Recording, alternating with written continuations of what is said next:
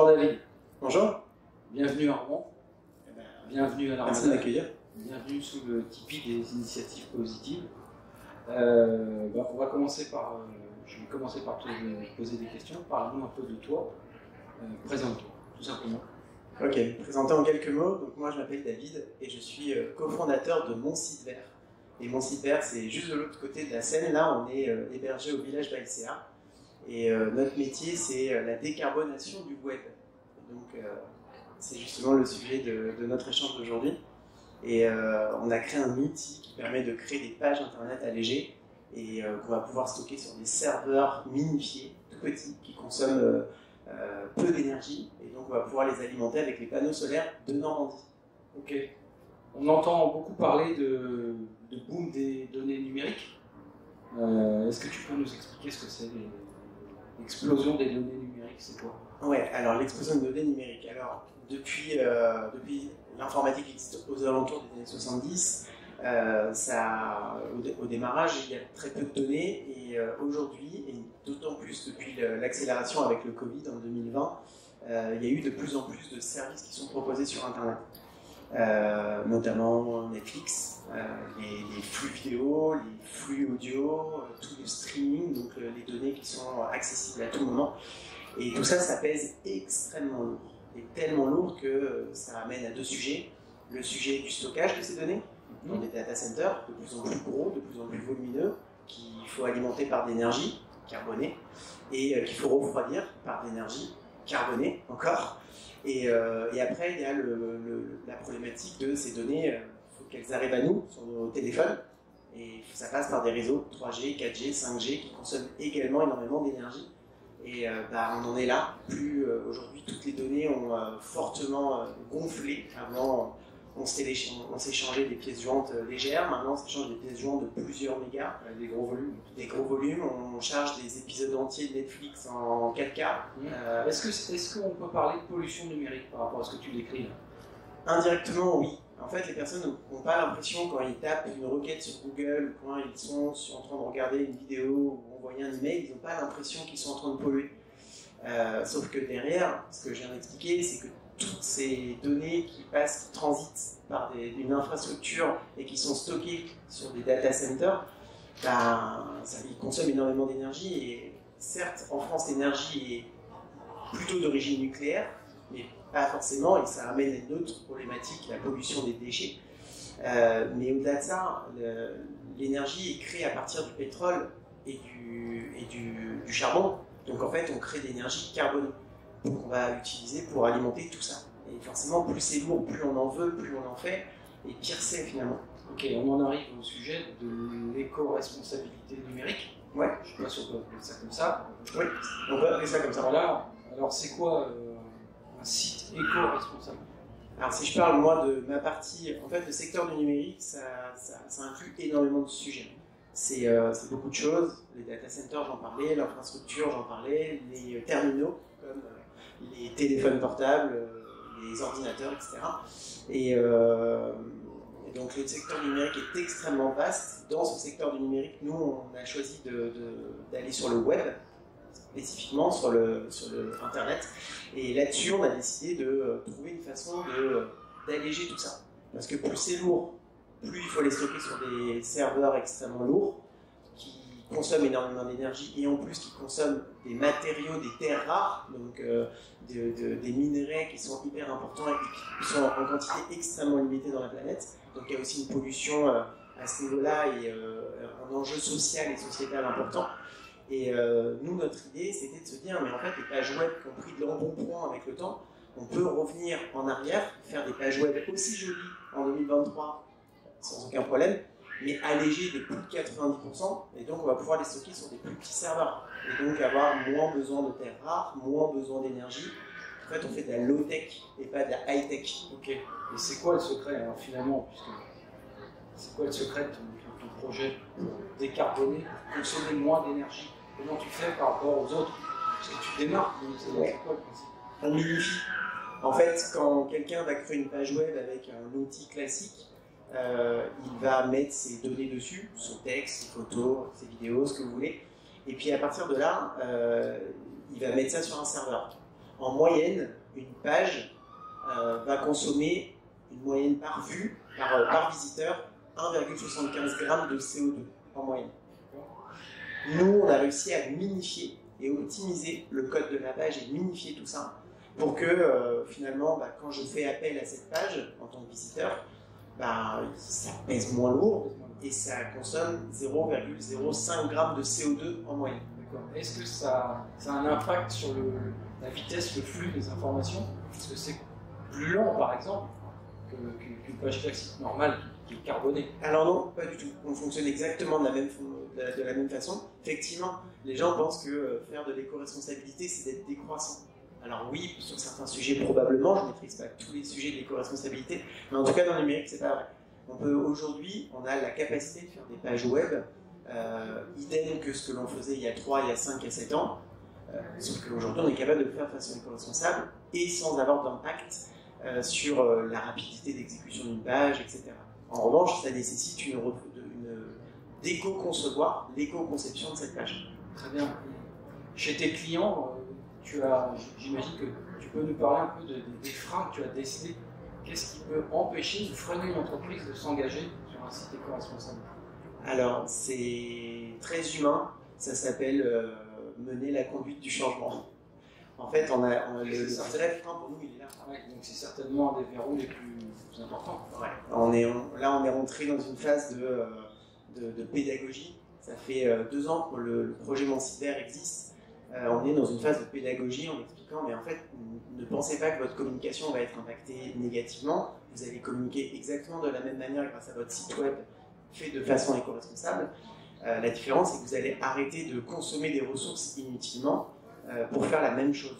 Et ça, les gens ont du mal, parce qu'ils se disent, oui, mais avant, j'utilisais un outil qui me plaît beaucoup, j'ai pas envie d'en changer. On en est là aujourd'hui. Est-ce que tu peux nous donner des exemples concrets d'utilisateurs, nous, en tant qu'utilisateurs lambda, qu'est-ce qu'on peut faire pour consommer moins d'énergie quand on est sur Internet? Il y a plusieurs choses. Un citoyen lambda, déjà, on peut penser les premiers réflexes qu'on parle depuis 10 ans, c'est par exemple faire attention à son envoi de mail, ne pas envoyer n'importe quoi comme mail, faire attention aux pièces jointes, pas envoyer des pièces jointes inutilement, éviter de stocker des mails parce que forcément si je stocke de plus en plus de données, ce qu'on disait tout à l'heure, la donnée, ce que c'était, si je stocke de plus en plus de données, j'ai un problème, c'est que il me faut de plus en plus de data centers, de plus en plus volumineux, donc ça c'est un vrai sujet.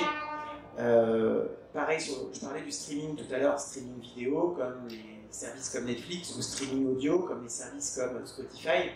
Par exemple, Spotify, il y a eu des études qui ont montré qu'en fait, vous avez des musiques en illimité, il y a des millions de musiques que vous streamez et donc vous consommez de la donnée en permanence, mais en vrai, c'est toujours les mêmes 30, 40, 50 mêmes chansons, donc téléchargez-les une fois pour toutes et évitez de consommer de la bande passante et donc de l'énergie carbonée pour rien. Donc il y a des pratiques comme ça. Posez-vous la question avant de faire quelque chose, est-ce vraiment utile dans mon usage? Parce qu'à chaque fois que vous faites une action sur Internet, avec votre smartphone, votre tablette, votre PC, vous allez avoir un impact carbone dont vous ne voyez pas que vous l'avez, cet impact. C'est comme rouler en voiture électrique, ça pollue, mais vous ne le voyez plus par rapport à une voiture thermique. Est-ce que tu rencontres du succès aujourd'hui par rapport à cette démarche-là? Est-ce que ton entreprise est en plein développement? Est-ce que ça marche? Je sais que tu as la volonté d'aller beaucoup plus loin que le projet normand. Tu as des ambitions importantes. Parle-nous un petit peu de ces ambitions aussi. Ouais. Le projet est normand, il est 100% normand. L'équipe est donc de l'autre côté de la Seine, au village d'Aestéa. On vient de l'intégrer pour l'accélération et aller plus loin dans notre croissance. On a refondu également toute notre identité de marque pour avoir vraiment une vraie visibilité. Et on a refondu nos offres et on a changé notre positionnement. Notre objectif, c'est la vision, c'est la décarbonation du web. Donc on ne va pas s'arrêter à la Normandie, ça n'a aucun sens. L'objectif, c'est qu'on part de la Normandie pour aller un peu plus au niveau national, à horizon de 2 ans, pour ensuite aller à une levée de fonds potentielle qui va nous permettre de décarboner un peu plus fort au niveau national et international avec l'Europe en ligne de mire et se poser la question des bonnes pratiques. On veut vraiment devenir un acteur majeur du web responsable. Parle-nous un peu des tarifs. Alors, ça coûte un peu plus cher de passer par une société comme la tienne, ça a un coût un peu plus élevé, ce qui paraîtrait tout à fait normal. Ça paraîtrait tout à fait normal, on a réussi à faire en sorte que ce soit même pas le cas en plus. Nos offres, on a différentes offres, mais effectivement, avoir accès à notre éditeur de site web et son hébergement, c'est 25 € hors taxe par mois, donc 300 € hors taxe à l'année. Et finalement, c'est très peu par rapport à ce qui se passe sur tous nos concurrents, tous les autres éditeurs de sites et tous les autres hébergeurs connus de la place, où on a des tarifs sensiblement identiques, alors que nous, on apporte à la fois la même performance qu'eux en termes de référencement, en termes de visibilité, de communication, mais on apporte la brique éco-responsable en plus. D'accord. Alors, à nos auditeurs qui nous regardent, qu'est-ce que tu lui donnerais comme conseil pour basculer sur ta solution par rapport aux autres? Tu la vends comment? Qu'est-ce que tu leur dis? Il y a l'idée évidemment de l'éco-responsabilité, la décarbonation. Qu'est-ce qui peut faire qu'aujourd'hui, voilà, un client va se tourner plus facilement vers toi?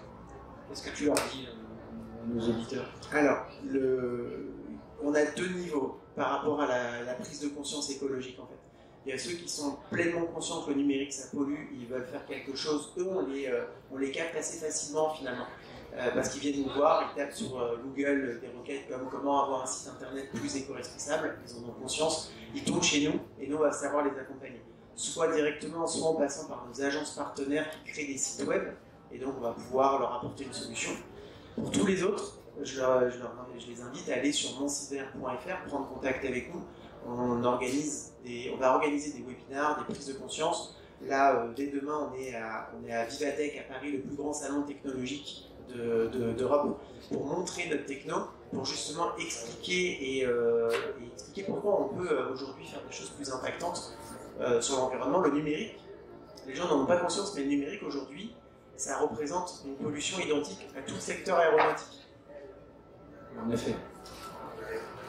Et enfin, dernière question, je dirais, donc par rapport à tes ambitions, tu as besoin de quoi aujourd'hui pour le développement de ton entreprise? Qu'est-ce qui te manque pour avoir une vision nationale, des fonds? Tout à l'heure, tu parlais de levée de fonds. Tu as besoin d'argent? Le vrai besoin qu'on va avoir effectivement, ça va être de gonfler notre équipe communication, équipe commerciale, et on a également une roadmap technique pour améliorer notre outil. On est en train de l'améliorer de plus en plus, le rendre de plus en plus simple à la prise en main. Effectivement, tout ça, ça passe par des fonds. Donc les associés, on est deux à avoir apporté des fonds, les banques nous suivent, donc on a déjà un très beau budget pour accélérer. Et après, on va pouvoir ouvrir le capital à la levée de fonds. Et c'est ce qu'on espère rencontrer demain et après-demain à Vivatech, c'est aller à la levée de fonds pour accélérer beaucoup plus vite, parce que la décarbonation du web va se passer dans les prochaines années. Il faut que la prise de conscience passe maintenant. Tu penses que ça va mettre combien de temps? J'en ai aucune idée, il faut aller très vite. C'est en 2050 qu'on doit atteindre la neutralité carbone. D'accord. Est-ce que tu peux nous donner des informations, des chiffres un peu précis sur l'impact du numérique? Ouais. Alors l'impact du numérique, le secteur du numérique, plusieurs choses. En France, ça représente 17 millions de tonnes de CO2. Ça ne parle pas plus comme ça, c'est un chiffre officiel de l'ADEME, je le transforme. Ça représente 123 vols par jour Paris-New York pendant 300 ans. C'est une année de web français. Imaginez maintenant que c'est 600 millions de tonnes au niveau mondial. Juste le web, hein, pas le secteur du numérique, juste le web. Si je prends le secteur du numérique dans sa globalité, aujourd'hui, ça représente 4% des émissions de CO2. Pareil, c'est un chiffre qui ne parle pas, ça ne fait pas beaucoup, et c'est l'équivalent du secteur aéronautique. On tape sur les gens qui prennent des avions, mais on ne tape pas sur les gens qui utilisent Google. C'est dommage. Deuxième point. Et puis, ce secteur du numérique, là où tous les autres secteurs agroalimentaires, transport, bâtiment, sont en stagnation, voire en baisse, parce qu'ils comprennent qu'il y a l'impact écologique, le secteur du numérique est en train de faire une croissance de plus 100% à horizon 4 ans. Et ça devrait égaler le secteur du transport à horizon 2030. Donc on est très loin d'atteindre le rapport du GIEC qui nous dit qu'on doit atteindre la neutralité carbone à horizon 2050. On va complètement à l'inverse de ce qu'on doit faire sur le secteur du numérique. Écoute, je te remercie pour toutes ces réponses, pour ton engagement pour la planète. Et puis à bientôt. Merci à toi. Au revoir. À bientôt.